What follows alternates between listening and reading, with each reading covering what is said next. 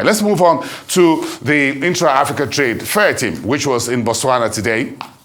And that was part of the series of the roadshows planned to warm up businesses, exhibitors, investors, and others toward the grand event due later in November in Cairo, Egypt. So speaking of the business event earlier today was Gilmore Zanami, the head of trade facilitation and Iatf at the Afreximbank headquarters. Let's listen. Program. I want now to probably tell you why we embarked on the Intra-African Trade Fair. Some of you may probably recall that during the first OAU then meeting of heads of states, when they met for the very first time, there are three key things that they discussed that they wanted to see happen in Africa. That is their first meeting in 1963. One of them was to have a continental payment system. The second issue they deliberated was to have an all-African trade fair. And the third issue had to do with transit systems to facilitate movement of goods. I don't know, it has taken us how many years before we eventually say we have a Pan-African payment and settlement system.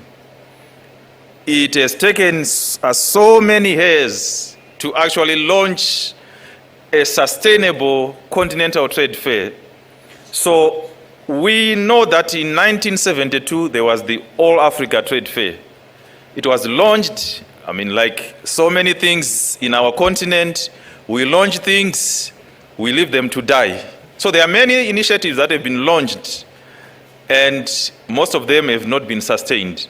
So when we looked at the All Africa Trade Fair, we actually say this was a very good initiative.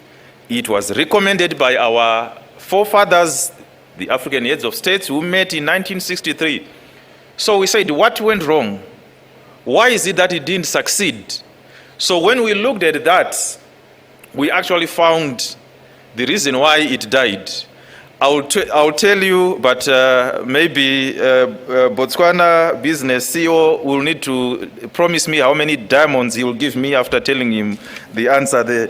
So when we did this soul searching, we actually realized that a trade fair is very important, not only in terms of sharing trade and market information. Some of you who are more sophisticated than us, you call it market intelligence, and you are right. So we realized that in Africa, we actually don't know each other. And somebody sitting here in Botswana does not even know somebody who is in Cairo, somebody who is sitting in Comoros, somebody who is sitting in Morocco. And if we don't know each other, there is no way we can trust each other. I can tell you that. You can ask the ladies. That's basically the first test that you basically need to know. So we also realize that if you really don't know each other and if you can't trust each other, there is no way you can even do business together. And yes, we have heard a number of people saying infrastructure is a problem. We agree that infrastructure is a problem, but it's a generalized problem because right now in Africa, we are pushing trade with the globe worth more than $1 trillion.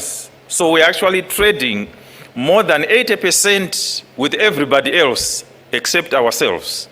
In our analysis, we actually discovered that it boils down to lack of access to trade and market information, which is critical to build the trust, which is critical to do the trade.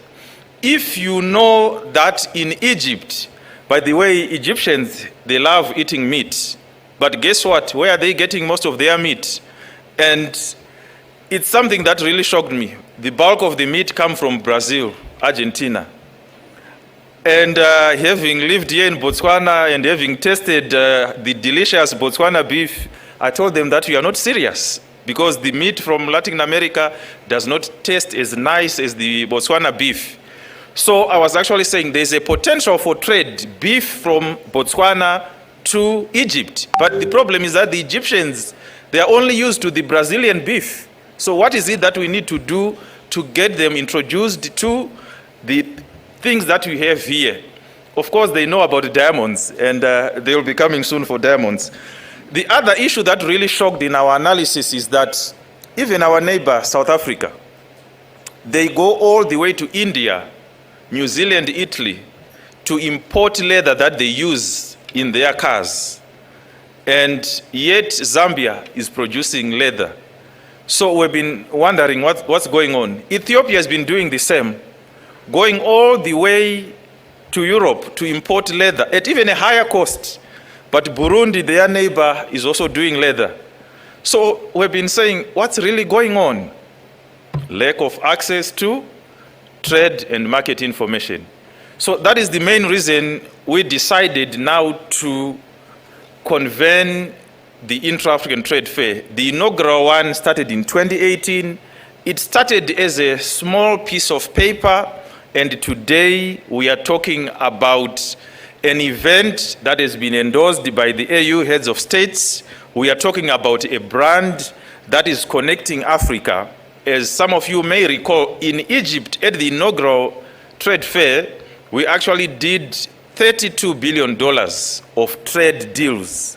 And that was basically a way of catalyzing intra-African trade to move it from 16% to a higher level that can actually create and sustain jobs for the continent, for Botswana. And in 2021 in Durban, we actually did about $42 worth of deals. So a trade fair is a platform for you to be able to engage, showcase trade and investment opportunities. And at Afreximbank, we believe that the trade fair is now coming at a good time where we have the AfCFTA. We believe that the AfCFTA, by creating a large market of more than 1.4 billion people, a market of more than 3.4 trillion, this will actually enable some of the projects, some of the business opportunities that were not able to take place to actually take place. The AfCFTA will promote what we call AfCFTA-led industrialization, whereby we will not be focusing on competing with each other, but the focus will be collaboration through the development of regional value chains. Botswana is strong in beef. How can Botswana work with other African countries to ensure that you develop the beef value chain? You probably become a center of excellence on beef. I've seen recently that you are actually trying to improve what you are doing in the beef industry. You've been importing some Brahmans, some head, and you're on the right track. And Afreximbank is basically here to support you on those projects. But we believe that the AfCFTA is going to help us to reverse engineer some of the things that were done to us during the colonial period. It is now a moment for Africa to be united, to take its destiny in its hands.